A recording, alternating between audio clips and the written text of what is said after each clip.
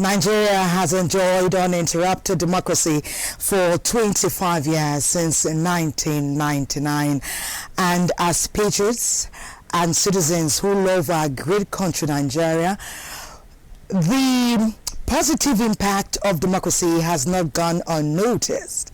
So it's in line with that all hands are on deck to ensure that the forthcoming general elections are immensely successful, because we know that a key factor in a democratic governance is elections. We must go to the polls to elect a government that will take us to the next level. The Nigerian Television Authority, the NTA, has a dual responsibility. Our corporate responsibility behoves us to take stock of what is happening in Nigeria, especially at this critical time.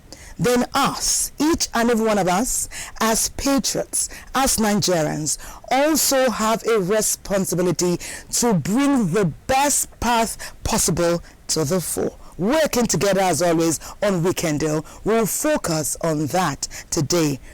Upcoming elections, voters' enlightenment and education is what will be on center stage today on Weekendale. We welcome you. My name is Thelma Obaza.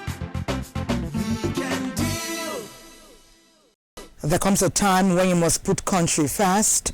At a time such as this, as we build up to the forthcoming general elections, this is the time for every patriot to put country first. And that's what was in the mind of Francis Ogbe as he speaks with former DG of NOAA, Mr. Omeri. With the 2023 elections around the corner and the permanent voter cards collection exercise ended, the Independent National Electoral Commission, INEC, conducted a mock accreditation ahead of the general elections. What was the outcome of that exercise? What happened was not even a voting process, was a mock to test how the beavers will accredit those who will come to vote. So they went to test the machines so that people will begin to feel and know that this technology is not magic, this technology is not something from outer space, it's something that we should be comfortable with. INEC by itself had offloaded some units, some pooling units where there are more, and they had created one or two where they have some less number. They transferred them, so long as they are approximate and contiguous and very easy to reach, they move some people to these new areas that they have created. So not everybody is aware. If I go here and I didn't see my name, knowing that the allegation of rigging is all around the corner, before you even attempt to go and check your name on or you're advised to check your names in the next unit, you begin to raise alarm and shout and complain that something is happening, your name is missing, and so forth and so on, simply because the message has not gone to the communities. As political parties intensify their campaigns, how has it been thus far? Has it been issue-based campaigns? What about some of the political parties whose candidates are not known to the public? What strategies are they using for their campaigns? Well, I will tell the impact of the political campaigns in phases. The first phase attempted to introduce the candidates. The second phase brought some issues. But this last phase is a confusion. Confusion in the sense that there is mismessaging from all the candidates. We don't know whether they want us to use different parameters of ethnicism and politics and religion to decide the best candidate for Nigeria, or they want us to stick to the issues they raised about where they want Nigerians to work together so we can salvage this country. You are an election manager, to organize election, you want to do voter sensitization, is not your side. You can design the messages, you can interpret all the laws, but in mobilizing, in taking the education, you give the experts. The experts know what to do. They generate the activities for the media. That is how it is. That's how it should be. But because there is a Department of Voter Education, and you think you should be the ones to be talking to the people trying to, it's a faulty approach. Another area of concern is on the election day.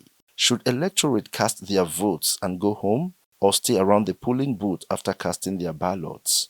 INEC is talking from a normal position of a normal situation, where even the officials are credible, they can be trusted. The politicians who are saying remain are the ones who cause the problems that eventually make the results or the outcomes unbelievable. After election is concluded, some people come behind and compromise electoral officers and they doctor results. We have seen this outcome over time. So I believe that if the agents will discharge their duty responsibly, if the polling officers and officials will discharge their duties responsibly and patriotically, we may not need to be gathered at the polling station waiting for the outcome of results. The forthcoming election should not be seen as a do-or-die affair. Everyone has a role to play. But will the new Naira redesign policy have any impact on the election? Our focus on Weekend Deal today will be on voter education and the 2023 general elections. Francis has dovetailed right in to the meaty matter for today, and those areas he brought to the fore, the issues that Dr. Mike Omeri set about tackling should concern each and every Nigerian, because when Nigeria is good, all of us are going to benefit. Okay, there's more about voter enlightenment. We always tell you the NTA will be unrelenting until that day, and even we'll pursue the process and we'll see the fallout, and we'll continue to regale you with current, authentic and accurate information. Let's go to Ibadan. What is happening there? For nascent democracy to thrive in any nation, our voting public, political parties, political umpire and necessary stakeholders must ensure peaceful running of the electoral process for smooth transition from one democratic government to another. As the nation approaches another general election in a fortnight, and all the political actors and political parties are putting final touches on their campaign to win over their respective voting public, what are the general enlightenment ahead of the 2023 general elections? Some stakeholders bear their mind on the readiness. Tell you categorically that we are very prepared on the part of INEC and other stakeholders. Things are getting in place, logistic materials are coming in, and as much as possible, I can assure you that the election will be peaceful. With a few days left to the polls, what are the politicians and political parties doing to ensure issue-based campaign and that peace is maintained before, during, and after the general elections? The political parties have gathered together with the Commissioner of Police to sign peace accord. And after that, the IPAC have been taking some steps in order to echo all what the Commissioner of Police have really spoken to all political parties into their hearing, so that they can be able to follow the thing very well, at least before and during and after the election. This is why you see in Oyo State, you have not been seen tearing of billboards. The Commissioner of Police, and they call out political parties and encourage them not to do such a thing, but to have spirit of sportsmanship and to see election as a game. With numerous enlightenment programs put in place by stakeholders, what should be expected of the voting public and the umpire? My charge to Nigerians is that this is our country. We have no other country that we can call Nigeria. And for every election, the citizens are the most important people in an electoral process. So if we leave it for others, for the politicians who will benefit from that process, we will be undoing ourselves. So on the issue of vote buying, let us not sell our vote. It's like selling our responsibility, our rights, for peanuts to people who we can no longer hold accountable. So for us to have free, fair, credible election, every Nigerian that is registered on the voter register should play their role and ensure that they don't sell their votes. Observers opined that for the 2023 general elections to be a success, all hands must be on deck by ensuring a level playing ground by the election umpire and stakeholders, while also encouraging political parties to play the game according to the rules, which will give the voting public the confidence to come out en masse to choose credible leaders to lead the nation into enviable heights. Enviable heights is it. Don't sell your vote. Everyone's talking about voting your conscience. I know that when I was talking with Honorable Chukwuemeka Ujam last week, he did say that it's disingenuous to collect any amount for your vote, even if you go on to vote your conscience. He said the act of collecting at all is a betrayal to self and to country. Others also argue that collect it but vote your conscience. After all, it's your money they are giving you, whichever side of the divide you intend to parley with. What is essential is that you vote your conscience. You're watching Weekend Deal. Our focus is voter enlightenment at all levels. We go to Kano now. The logistics must be appropriately and accurately dispatched and on time for that matter, so that the elections can be successful. Kano, what did you find? In Nigeria, engaging youth in political violence is not a new phenomenon, but the dimension in which is taken in recent period is a great source of concern. It is unfortunate that the youth, who are often described as the leaders of tomorrow, who every society looked at as mirror to predict its future, large percentage of them today allow themselves to be used to perpetrate election violence. In some cases, they go around carrying heavy weapons, inflicting injuries on one another. Politicians take advantage of especially uneducated ones who at times undertake such acts under drug influences. Most of them, they are jobless. Why? Because negligence of many of our leaders in Nigeria. This is one. Secondly, some of them are ignorance. They didn't attend any schools. Their target is just the youth, but then those who fall prey to it are usually those who are less educated, less exposed, those who are vulnerable, those who are usually poor in terms of economic power. Oftentimes, they scare away electorates at the polling units, snatch away voting boxes, create a lot of confusion in a way that it favors their masters. One tends to wonder whether such youth really use their minds, where politicians' sons and daughters have the best education in and outside the country. Here, we are exposed to a lot of dangers. There is no benefit for them. The only thing is that, like I said, is their vulnerability that is being used, but no advantage they will get. Once somebody gets to power, we use them to get to power, then they don't get anything in return. Some experts are of the opinion that politicians take advantage of overpopulation in the country, poor education of the youth, and poverty to sustain their devilish system. Actually, it is the youth themselves, because whenever one is introduced to drugs, at the end of the day, all the negative impacts and consequences will be on him as a person, and then secondly to the larger society. So they will lose their own prime age. They will lose focus, and they will lose their self-worth, and then they will inflict injury on themselves and of course on the larger society. So they are of course the greatest casualty, and then later of course the larger society. So they become a menace to themselves and to of course the entire society. So they are at the receiving end. They are usually the worst victims of their own circumstances. Indeed, it requires collective approach to address this problem and to also get youth involved in politics wisely for their benefits and for the good of the society.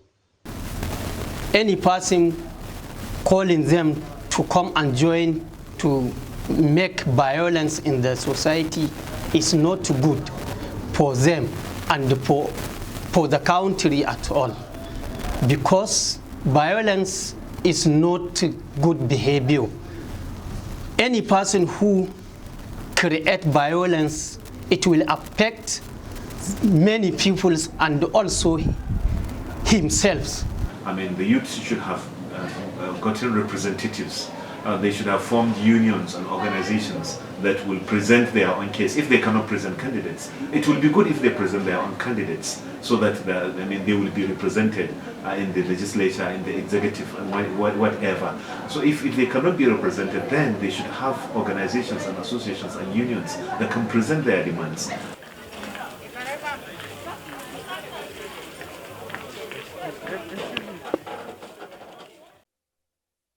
They will say, look at the times I'm facing. This is not what our elders went through. So they may find it challenging to listen. But we were raised to understand, and we have seen it pan out, that what elders see sitting down, little matter the highest tree we find to climb, we will not see what they see or know what they know. Now the elders have spoken. A young man also spoke. He's urging the youths, who are the leaders of tomorrow for our country, not to take part in anything violent or unpatriotic. It is for our common good. Let's listen and let's do what is right. Your messages are already coming in and we thank you. Please make them polite. Let's know who you are and where you are reaching us from. Donald Tor is from Benue State, and he says he thinks with the use of the bimodal voter accreditation system, popularly called BVAS, that most Nigerians, if they vote right, if they thumbprint well, their votes will count. That it will not be as easy as it was in the past for mischievous elements to rig elections. So he's urging all Nigerians to go out en masse and cast their votes, especially if they have been properly registered and have their PVCs. Agogo Timothy from Delta State is reaching us on Weekend Do today, and we thank you. He said the problems that we are having, which has panned out in all elections, is that the politicians only come around during the election period. It says they make so many promises, and when we vote them in, we never see them do what they promised, and he said this is really bad. He says Nigeria needs good leadership who understand the people, who are selfless, who love Nigeria and want to build on what the past leaders have done. Thank you, Agogo Timothy from Delta State. When Susan went out last week to talk to Nigerians, one guy said something that struck many of us. He said beyond having a young person, enterprise, one who's vibrant, he said what is key is somebody who has an antecedent of keeping his or her word. So we're saying today, as you go to vote, don't just listen to what they tell you. Look into history, see what they have done and how their acts and experiences have impacted Nigerians, either small or big. Okay, we're getting this message from Delta State. Phil Tojukaneya is a regular contributor on the program. Phil, it's great to read from you. He says officials, okay, you told us this last week, thank you for the reminder. He said officials who are dispatched to riverine areas, especially in Delta State and other parts of Nigeria, must be good swimmers. Keep the messages coming in. We'll continue to take them when we can. Ijoma Ona was out there this week, and her focal point was the manifestos. How have they panned out? Are they relevant to the times that we are in? Political parties manifesto. Ijoma, what did you find? As the 2023 Nigeria's general elections draw close, political parties are selling their manifestos to the electorates to convince voters to vote for their candidates. This is usually a tradition in all elections, but from all indicators, there are lots of game changers in this particular election. Initially, when the campaign started, they were not talking about manifesto. They were not talking about, a lot of things. They were just, it wasn't issue-based in any way. It was more or less people talking down on the other opponents. And by the time they realized it was when Nigerians called them to order to say, look, we need to know on economy, what will your government be doing? On inclusion, what will your government be doing? There are so many town halls. And then at those town halls, people are asking direct questions. And then that made these politicians to go back, to realize that it's no longer what it used to be. That this is the time for them to really address issues. And this is the reason they are coming up with their manifestos. For someone like me and for a lot of people that I believe, they will not be interested in having a big rally where we'll see people come out and those same crowd will move to the next rally, People are just, being paid to gather. We rather will appreciate, even if it's a small circle, you are able to speak to your manifesto, you're able to talk to Nigerians, and the Nigerians are able to ask you questions. Then we'll have, like that commitment coming from you. We do not want beautiful manifestos that are not implementable. Every electoral season in Nigeria comes with a lot of twists and turns, from political parties' primaries to the electoral process itself. Each stage presents dynamics and changes. A lot of things happened, that's the nomination process time and everything. But you can also see that things are also straightening out. Some of them came, from the other side of, the old belief. They really did not understand that the Electoral Act and also the new guidelines set up by INEC will play any role. So we need candidates that will come and tell us that it's not just about telling us, we will involve women. We have moved from that level. We are now waiting for them to say specifically who will be appointing 5%, 10%, 30%, 50% of women. And we also need to know how you intend to do it. We need someone who will tell us that our situation as we speak today is very bad. You are not getting fuel. You are not also having money. Sadly enough, most of us took our small money to the bank, expecting that we'll get our money back. We have no money, you go to the bank, you're not getting funds. Many Nigerians are experiencing a lot of hardship, one of which is denied access to their monies in the banks.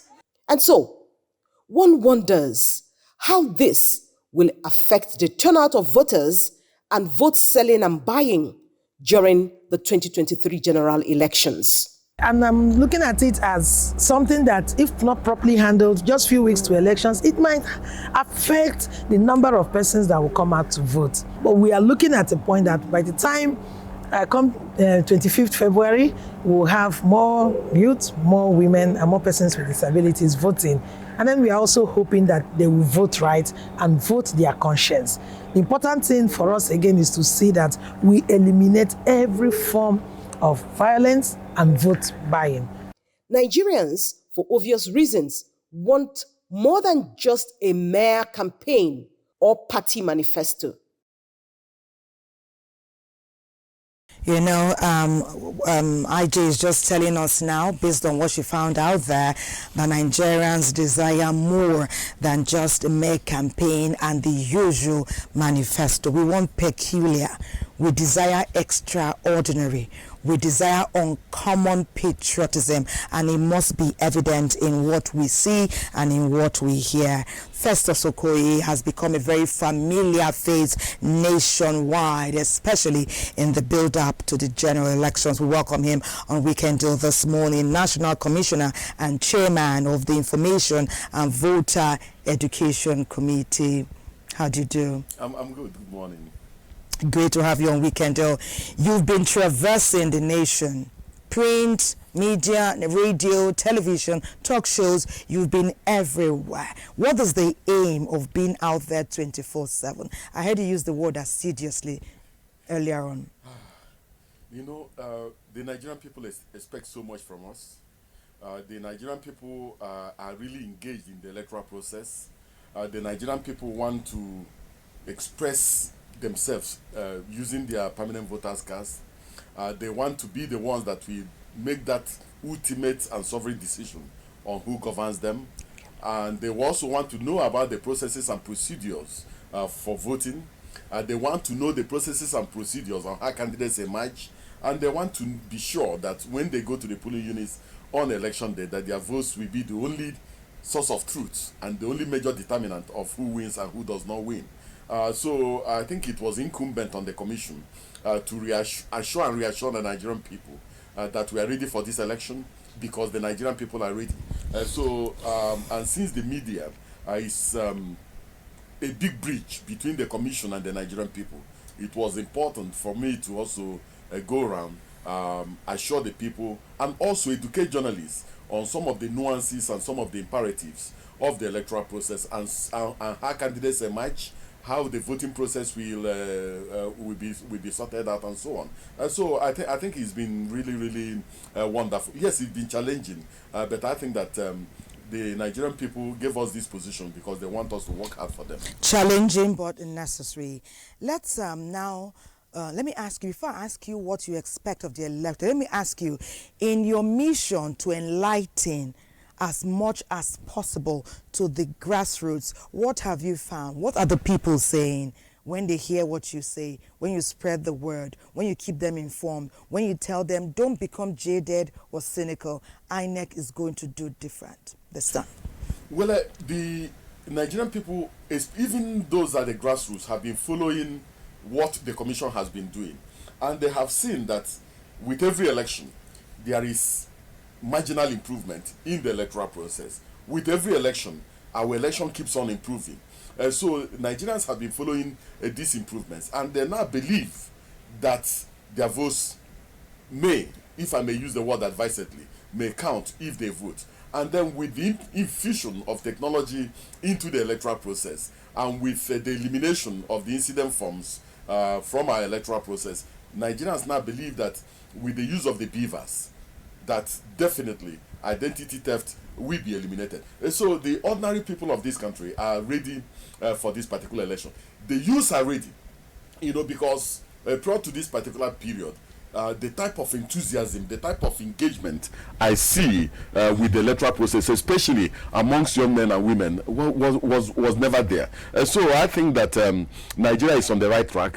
We are doing the right things. What is important is for us to sustain some of the things we have done, and also to keep on improving our electoral process. If we keep on improving the way we are improving, you can see there will be a marked shift in terms of voter engagement, in terms of voter turnout in the electoral process, and also in terms of holding leaders accountable for their promises, and also for whatever they do when they're in power. So as an individual, I'm really encouraged. Interesting. I'm going to ask you now, the burden of proof is no longer on card reader. Beavers is assuring us that 99.9% of its activities are credible. People now say the pressure will now be on the INEC official who's going to be at the polling unit, because there are some people that little matter how popular they get, little matter how their manifesto latches onto the people and people are impressed or inspired, it is their habit to find a way to encourage somebody to sway to their side, to give them that extra. We know there are those, as INEC is working assiduously to ensure that the elections are credible, there are those who are also thinking up ingenious ways to maneuver, to surmount, to overcome all the good work that has been laid. How can we beat our chest? How sure are we that they will not have their way on that day, in spite of the credibility that the Beavers is presenting for Nigerians? I think this is a very fundamental question. Now, there are three approaches to the issues you have raised. The first approach is to assert that, one, that technology has the capacity to improve on the electoral process, that the infusion of technology in the electoral process can fundamentally obviate pernicious human interference in the electoral process. But the second aspect of it, which I would ask you, sir, thank you, to make your language easily understood, as simple as possible, so that all the laymen and women, all the Nigerians watching us at home and abroad, will comprehend immediately what I'll try as much as possible. You know, as a lawyer, sometimes I veer off and they use the language of the law courts. So I'll try as much as possible.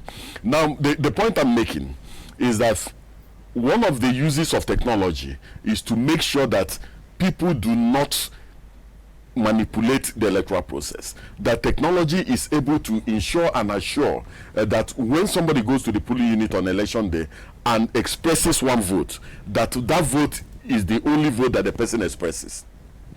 Now, what is the work of the Beavers? The Beavers ensures that only somebody who is legally registered by the commission is able to cast his or her vote on election day, because the name, the address, the fingerprints, and the face of every registered voter is inside the Beavers. So when you go to the polling unit on election day with a permanent voter's card, the Beavers is able to ensure that when you put your fingerprints on the Beavers, that the Beavers is able to identify your fingerprints, the 10 of them. If it identifies one, we give you a ballot paper to go and vote. If it's unable to identify the 10, then the Beavers will read your face. If the Beavers reads your face and it passes, we give you a ballot paper to go and vote. If it's unable to read your face, what that means is that you are not who you say you are. Who you say you are. And we will not allow you to vote. But the point I'm making is that, as you pointed out, technology does not conduct election. Human beings do. Indeed. So, since human beings do, the law has also made it very clear that since we have 18 registered political parties in Nigeria, that the 18 of them can send what we call polling agents or party agents to the polling unit to see from the beginning to the end what goes on at the polling unit.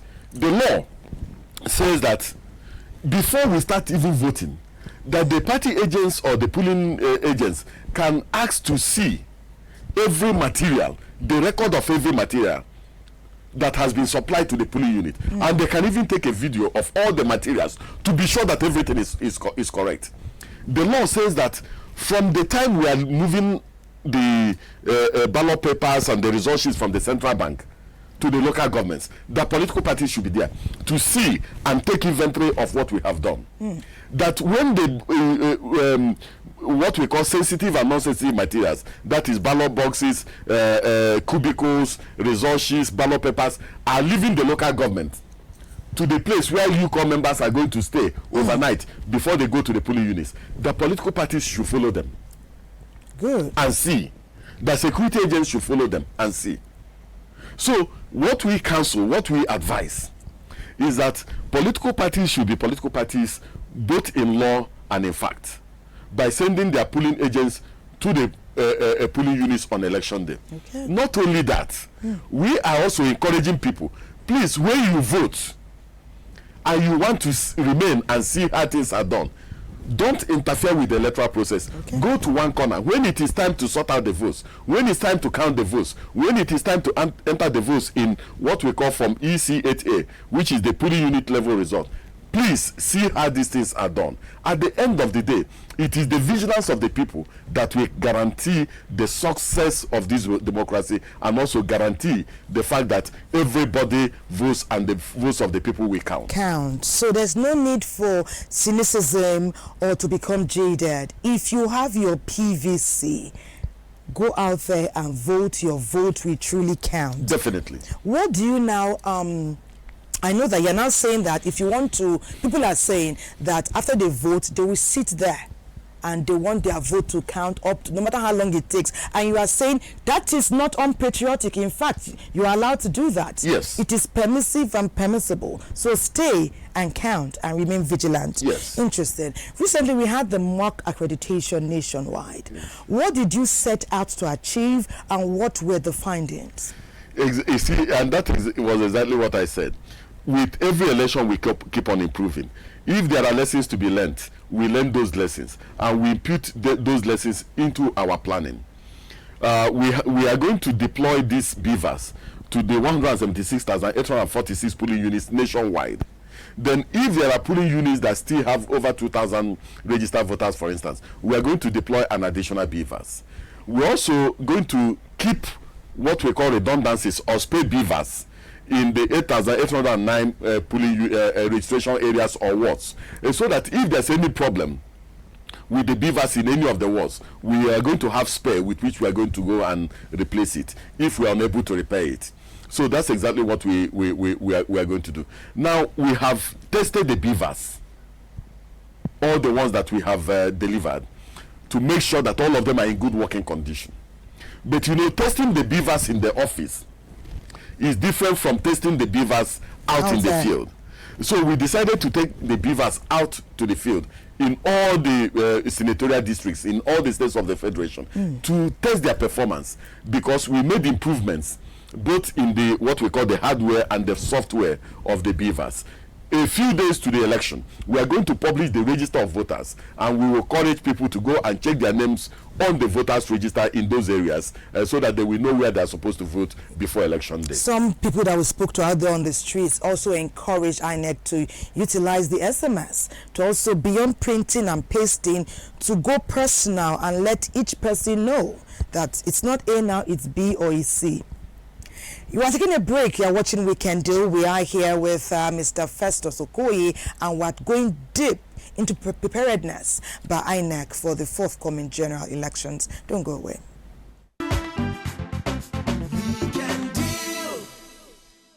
You are watching Weekend Deal. Voters Enlightenment. Forthcoming in about 2 weeks is Nigeria's general elections, and with us here is a familiar face.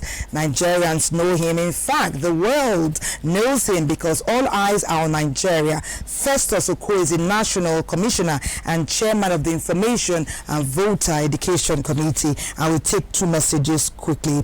I'm Omeye Sunday from Unsuka. I want to ask, where the result of a particular polling unit could not be uploaded due to network challenge, what should the awaiting voters do? And also, could there be overvoting with beavers? Well, on the first issue, we are working with the mobile networks. We have identified just very few blind spots, and the major networks have assured us that they are going to deal with those blind spots, and we are going to have them in our situation rooms, so that if there is any challenge, they can deal with it quickly.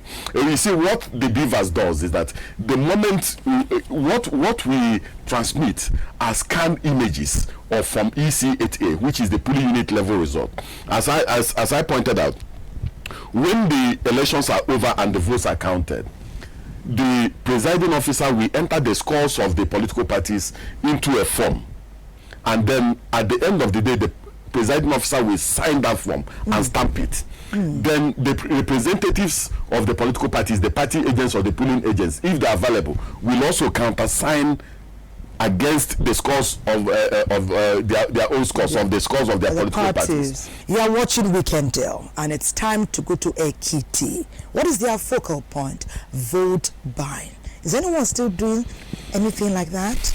Well, Kitty, it's time for you to share what you found with us. For democracy to function effectively, elections should be free, fair, and credible. The Independent National Electoral Commission in Ekiti State has put up a series of tremendous measures for us to achieve credible and reliable election. Let me just give you an instance. As I'm talking to you, a meeting is going up upstairs, my office, with the security agencies in Ekiti State. And the essence of that meeting is we have to just put heads together on how to make sure the electoral process is well secured, so that men and materials that will participate in that election are well secured. However, the political class in Nigeria appears to hold the belief that votes are commodities that could be bought up from the electorates. During elections, you see a lot of money pumped into the economy by politicians, by people who just believe that, oh, we need to get into this office at all costs, by parties, basically, who will say our candidate must win this seat, must win that seat, must win this office at all costs. So what you have is, you have monies going to the hands of people, and those monies will find their way back, revolve around the economy, create hyperinflation, and then people live with it for 4 years, and they expect at the next cycle they are waiting to have monies again, have their votes being bought. Money politics in Nigeria, no doubt, is driven by the high level of poverty in the country, as data from the World Poverty Clock shows that over 70 million Nigerians live in extreme poverty. With our experience and with the feelers we are getting from the society, majority of our people in which poverty has already got into their system are still claiming, are still warming up towards the election, that election is coming, they are going to get something. I don't believe that our people have learned their lesson with all this situation we find ourselves. So they still believe that they are going to do, but we are appealing to them that there is no way they will continue to do same thing, same way and get different result at all. The obvious outcome of vote buying is that it is gradually becoming the bane of democracy in Nigeria, with far-reaching consequences. The electorates are slowly losing their voting power for pittance, and this constitutes a big distortion and hindrance to the idea of a free and fair election that ensures that electorates elect the leaders they deem fit and qualified to govern them. Again, as a result of vote buying, the electoral process has become very expensive, thereby limiting political power to the rich and probably corrupt political class. When there is vote buying, we cannot call those people that, quote and unquote, we claim that are our representative to render their still worship. That is one. And their allegiance will be to no one, because they have paid. They pay through their way. We should, if they pay and get to the position of authority, we should not be expecting anything from them for the next 4 years when they are in the office. There cannot be any sustainable development in the country. The questions that come to mind are, how well have we fared as a people with vote buying? Is it possible for voters to collect money offered to them and still vote their choices and consciences? Or is it better to outrightly reject the money? Just stay true to your heart, and you know that okay, you want to vote for this candidate, just go with the person and go with everything you know. Just believe in the person and vote, not just collecting money because you want to vote for the person. Collect money.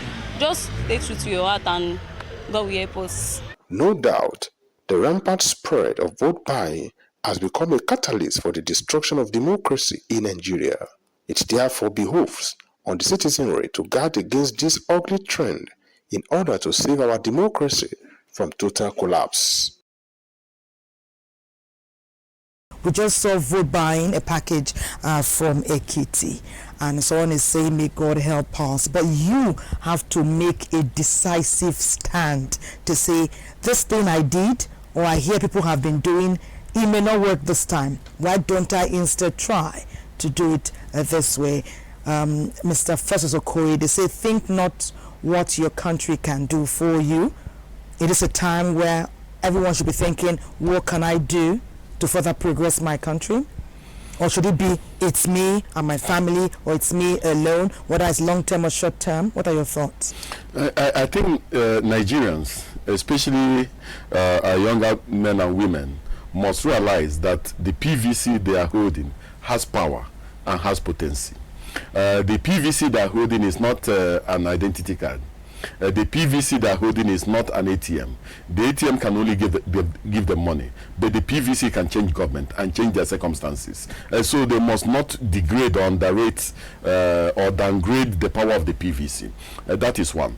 Secondly, we have tried as much as possible to reconfigure or re-engineer the configuration of the polling units. In other words, we have tried to make the polling units in such a way that it guarantees the secrecy.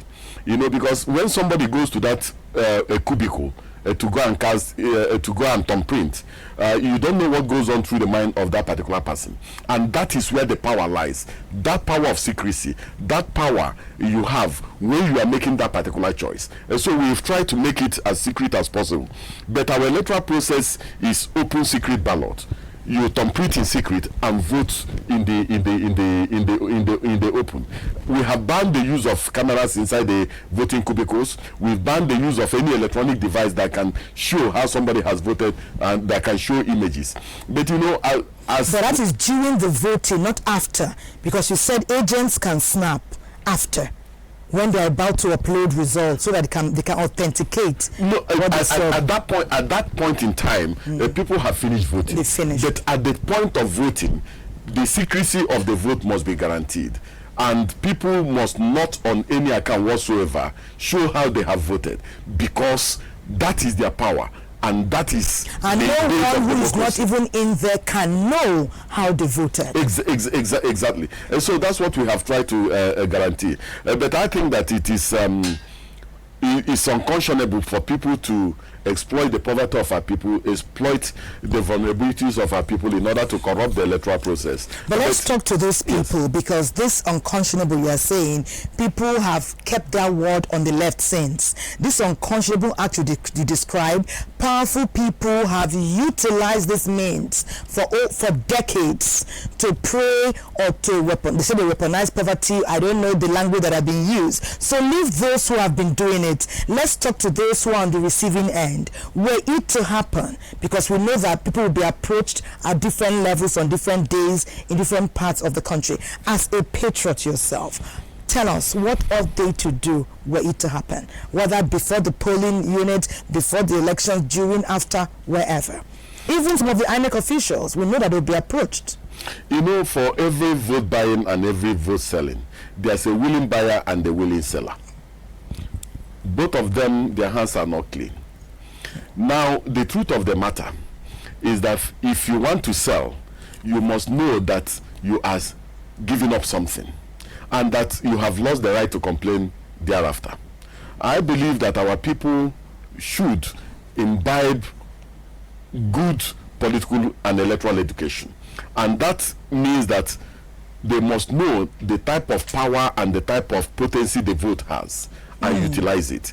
If you sell your vote, you cannot complain tomorrow. If you sell your vote, you have sold your right to demand good governance. So I think that our people must move beyond the immediate and also look to our long future term, and also look to our present. Mr. Festus Okoye has added his voice to our voice here on Weekend Deal. We have been talking, encouraging patriots in Nigeria not to even look at anything you are being offered, to think of the long term and think of the greatness that Nigeria has in its potential to make life better for over 200 million people. When Lina was busy this past week, she was not resting on her hours. She was looking into how much awareness is there in spite of all the work that INEC has been doing, and the NTA at the forefront of other media stations have been doing the past few weeks and months. What are the people saying? What do they know? And what plans have been made for people with disabilities? Lina, tell us, please. The 2023 general election is around the corner, with less than 13 days to go. The electorates with permanent voters card (PVC) are waiting eagerly to cast their votes for candidates of their choices. But how well do they understand the voting processes? Most Nigerians of voting age who have exercised their franchise prior to now have a fair idea what is expected of them. Prior to now, elections were usually held at 8 a.m. till 2 p.m. But now it starts at 8:30 a.m. and will end at 2:30 p.m. But more importantly, now they have new technologies introduced into the system. You do have the BVAS machine, for example, which is different from the smart card reader that some people might have been familiar with. I would like to think they are familiar with it, or they should learn about it. I know that INEC has some messages out there trying to explain what the process and the procedure how it's all about, because it only captures your biometrics, not just your facials. If you cannot be captured by your facials, you can be captured by your fingerprints. So that's why it's called a bimodal. Two different ways which you can be captured, and without that you will not be accredited. In as much as the Electoral Act that was passed in 2022 makes certain laudable provisions that seek to increase the participation of marginalized groups, we've noticed that there's definitely a lack of awareness on how they can participate in elections, what those provisions seek to do. So the Electoral Act and then even the regulations and guidelines of the 2022 Electoral Act, what it provides. We have been doing a lot of sensitization, around election. We've been doing a lot of voter education also to let various women groups to know how to vote, and not just to how to vote, but to vote correctly. During an election, the issue of invalid votes is becoming a common occurrence, as some votes are oftentimes nullified. How can this be tackled? Ballots is invalid or valid according to the rules set up by INEC. And I know that INEC is doing a lot in terms of trying to educate and enlighten people. But the political parties have a duty to ensure that their supporters know the precise way to vote. It's by using your fingerprints, can be your little prints, can be your thumbprints, can be your little fingers, as long as your choice is clear. If your choice goes across two lines, then we're not sure which party between the two parties we voted for. Even if most of it is on one party, cross over to the other box, then it becomes invalid. Valid votes are the ones that count in the determination of a winner of a poll. And a ballot can be invalid on two grounds, either rejected or spoiled. Now, you can have spoiled ballot if in the event of between the time you get the ballot papers and the place you go to cast your ballot. The vote is two-way. Being invalid is two-way. You thumbprint. Don't let your thumbprint be double, either outside the box. Well, there's a box for all the candidates. Let your thumb be at the center, not to be on the line. If it's on the line of that or it's out, so it's invalid. You have to be accurate at the center. With the law, which will empower persons with disability to demand for their rights, and that right is freedom to vote, because there is nothing for us without us. And for the decision on leadership to be made, we have to come out and decide and vote, and that decision is through voting. Nigerians are advised to cast their votes following due process for the votes to count and the electioneering process to be free, fair, and credible. It is in our power, according to Mr. Okoye, that card, that PVC you are holding, is not an ATM card. It's not just an identity card. It encompasses the growth, the progress, the development of an entire nation. It is potent in its words. And if you use it wisely, you have the power to impact positively on over 200 million people. Realize the worth of what you are carrying, whether you be a youth, whether you be an adult. Let me take you on this path, Mr. Okoye. So last week, when we did some research and some interactive communication with some people out there, some say women in Nigeria are very powerful. Women from 18 upwards, whether as daughters, whether as wives, whether as fiancé, whether as sister, women in every sphere of our nation's developmental process have power, innate and expressed. Tell us, are you of the same school of thought, especially if we apply it to our forthcoming elections? Well, in terms of the electoral process, before I came to the commission, I observed the election in several states of the federation, in several local governments, several registration areas, and several polling units. And I have seen the resilience of women, especially when it comes to the electoral process. I have witnessed in places in Tudunwada, in Kaduna, in Rigasa, in Kaduna, where women leave their houses as early as 5 a.m. in the morning, carry their cooking utensils, carry mats, and so on and so forth. They take their children to the polling unit, they cook and eat at the level of the polling unit, and they make sure that the entire household votes at the polling unit without any encumbrance. And so I think that is powerful. And I have also been at a polling unit, and a woman went into labor, went and delivered, and came back to still don't say his or her democratic part of the women.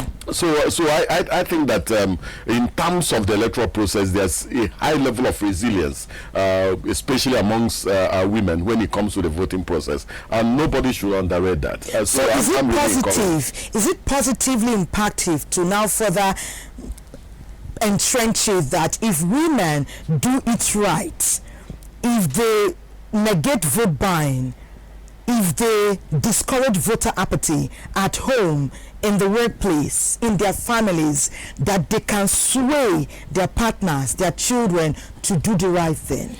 Well, you know. And there are over 44 million registered voters who are female. What are your thoughts? Well, my thoughts are that we should not in any way carry the burden of guilt, especially when it comes to the issue of vote buying. And I think that the women have a powerful voice, especially within the family, in the workplace, and in other places, to discourage what is not right. I believe that this country has come to a crossroad, and that particular crossroad demands that we must at all times demand to do what is right, and what will elevate our electoral process, and what will also make it possible for us to have that conscience, have that presence of mind, have that standing to demand for good governance. And I think that no society will progress if women are relegated to the background. We must find ways and means of putting our women at the center of the electoral and political process. By so doing, our country will make progress, and that progress will be steady. In a way, you can say you've heard it from the horse himself. It's not me talking now. And that's how we go to Port Harcourt, where there's more unrelenting enlightenment on voters' education. Okay, Port Harcourt, okay, interesting. Okay, we'll take a few more messages. While we get that ready. But let me say this while I get this message ready. When one of our colleagues, Francis Ogbe, went out to have chat with the electorate, people who know about governance, he had the opportunity to talk with Dr. Mike Omiri, who is a former Director General of the National Orientation Agency. And at some point in their discourse, Dr. Omiri said it is not the responsibility of INEC to create awareness and enlightenment, that responsibility, that task rests solely on the desk of National Orientation Agency. So what do we call all the assiduous work that INEC is doing? Well, the commission partners with the National Orientation Agency in terms of creating awareness. But you see, you have to also look at the Electoral Act 2022. The Electoral Act 2022 has given the Commission the responsibility to create conditions for democratic growth and democratic awareness in the country. Thank you for coming on Weekend Deal. Thank you so much. We wish Nigeria well. All hands are working assiduously, and we are on deck. We will take a break. You are watching Weekend Deal. We urge you to stay with us. And that's it for us. It's a wrap. The crux of the matter is your PVC is potent and your vote will count. Think not of what the country will do for you at this critical time. It's what you and others who are registered can do for Nigeria. God bless Nigeria.